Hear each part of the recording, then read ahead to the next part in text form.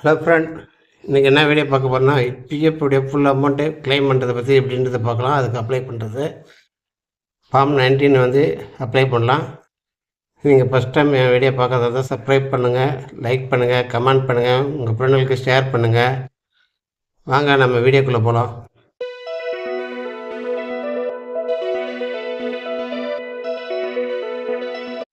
Hello friend, வணக்கம். பிஎஃப்பில் full claim பண்ணணுன்னாக்கா முதல்ல form 19 apply பண்ணணும். அப்புறம் தான் 10C அப்ளை பண்ணணும். ஃபஸ்ட்டு 10C அப்ளை பண்ணிட்டு 19 அப்ளை பண்ணால் கிடைக்காது. அதனால் முதல்ல 19 கிளைம் பண்ணணும். அதுக்கு நம்ம கூகுளில் போய்ட்டு யூஏஎன் லாகின் அப்படின்னு டைப் பண்ணிக்கங்க. டைப் பண்ணிங்கன்னா இந்த ஃப்ரண்ட் பேஜ் வந்துடும் இபிஎஃப்போட.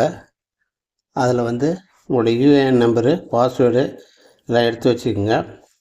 அந்த மேலே பாருங்கள் யூஏஎன் அப்படின்னு இருக்கு இல்லைங்களா, அதில் வந்து உங்கள் யூஏஎன்னை வந்து டைப் பண்ணுங்கள்.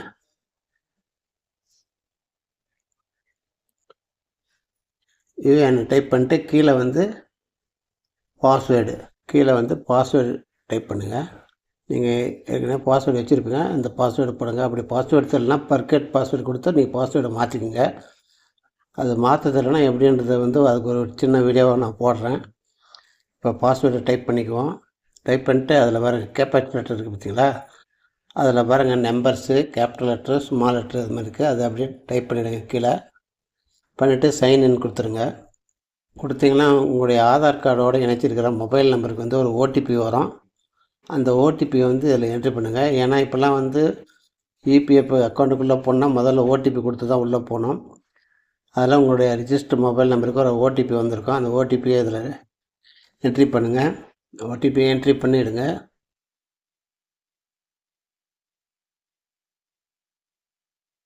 பண்ணிவிட்டு அதே மாதிரி கீழே பாருங்கள் கேப்சா லெட்டர் இருக்குது. அது கரெக்டாக அதுக்கு என்ன லெட்டரோ அதை பார்த்து கரெக்டாக டைப் பண்ணிவிடுங்க. தப்பான இதாகாது. கொடுத்துட்டு சப்மிட் கொடுங்க.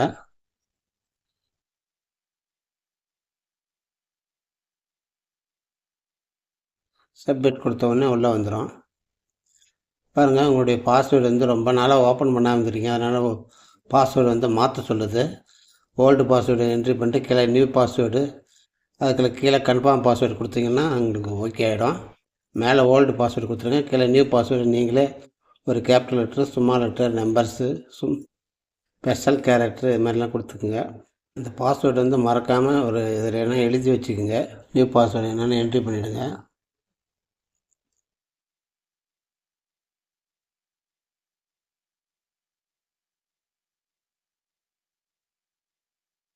அதே பாஸ்வேர்டை அப்படியே கீழே கன்ஃபார்ம் நியூ பாஸ்வேர்டுன்னு பார்த்தீங்களா, மேலே என்ன டைப் பண்ணிங்களோ நியூ பாஸ்வேர்டில் அதே அப்படியே டைப் பண்ணிவிடுங்க.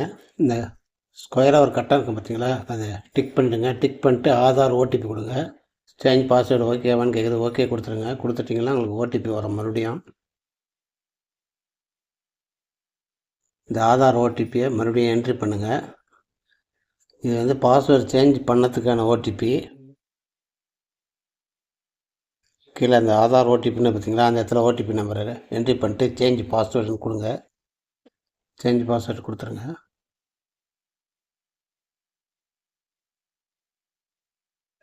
கொடுத்துட்டிங்களா, அப்புறம் உங்களுடைய பாஸ்வேர்டு வந்து சக்ஸஸ்ஃபுல்லாக சேஞ்ச் ஆகிடுச்சு.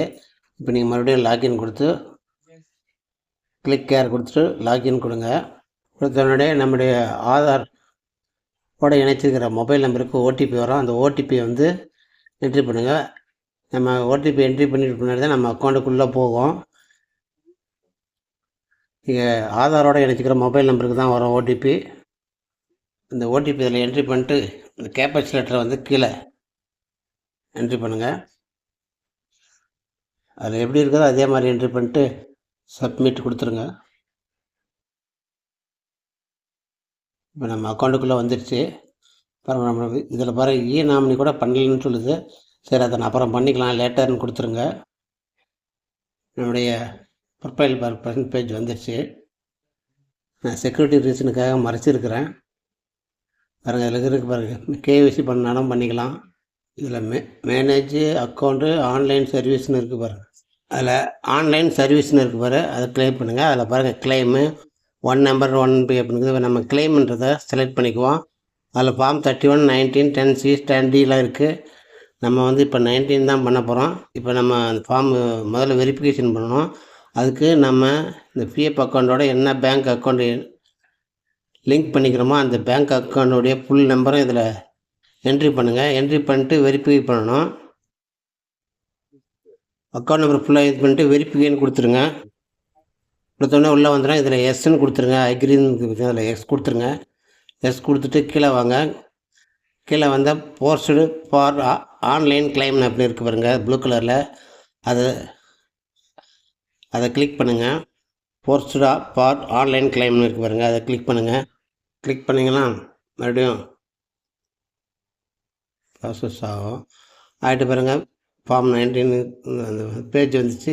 இதில் செலக்ட் கிளைம் ஆப்ஷன் சொல்லியிருக்கு பார்த்தீங்களா, அதை வந்து செலக்ட் பண்ணுங்கள். ஃபார்ம் 19 அதில் எஸ் கொடுத்துருங்க. கண்டினியூ எஸ் கொடுத்துட்டு வந்தீங்கன்னா சாய்ஸ் 15Gன்னு இருக்குது பார்த்தீங்களா. 15G வந்து 50,000க்கு மேலே இருந்தால் 15G ஃபார்ம் வந்து கண்டிப்பாக இதோட ஆட் பண்ணணும். சூஸ் பள்ளியோட 50,000க்கு உள்ளே இருந்துச்சுன்னா தேவையில்லை. அதனால் அமௌண்ட் என்னவோ அதை பார்த்துங்க. அப்புறம் கீழே வந்து பிறகு அட்ரஸ், நம்முடைய அட்ரஸ்ஸு, நம்முடைய ஆதார் கார்டில் என்ன அட்ரஸ் எப்படி இருக்குதோ, நேமு, நம்பரு, ஸ்ட்ரீட்டு, ஸ்டேட்டு, டிஸ்ட்ரிக்கு, பின்கோடு எல்லாமே நம்முடைய ஆதார் கார்டில் எப்படி இருக்கோ அதே மாதிரி டைப் பண்ணிவிடுங்க. இதில் வந்து ஸ்டேட் செலக்ட் பண்ணிங்க, டிஸ்ட்ரிக் செலக்ட் பண்ணிங்க. நீங்கள் இருக்கிற சிட்டியோட பேரை செலக்ட் பண்ணி டைப் பண்ணிவிடுங்க. நீங்கள் இருக்கிற சிட்டி அந்த ஊர் பேர் பக்கத்தில் பின்கோட் நம்பர் டைப் பண்ணிட்டு கீழே இப்போ சூஸ் ஃபைல்னு அப்படி பார்த்தீங்களா, இதில் வந்து நீங்கள் பேங்க் நம்பர் கொடுத்தீங்க பார்த்தீங்களா, அக்கௌண்ட் நம்பரு, அந்த பேங்க்கோட பாஸ்புக்கோ அல்லது செக்கோ, அதில் உங்களுடைய நேமோ ஐஎஃப்சி கோடு எல்லாமே தெரிகிற மாதிரி ஜேபிஜி அல்லது ஜேபிஇஜி அந்த ஃபார்மேட்டில் 100 கேபிலேருந்து 500 கேபிக்குள்ளே அது ஃபார்மேட்டாக மாற்றி வச்சுக்கோங்க. வச்சுக்கிட்டு அந்த சூஸ் ஃபைலுங்கிறத செலக்ட் பண்ணிங்கன்னா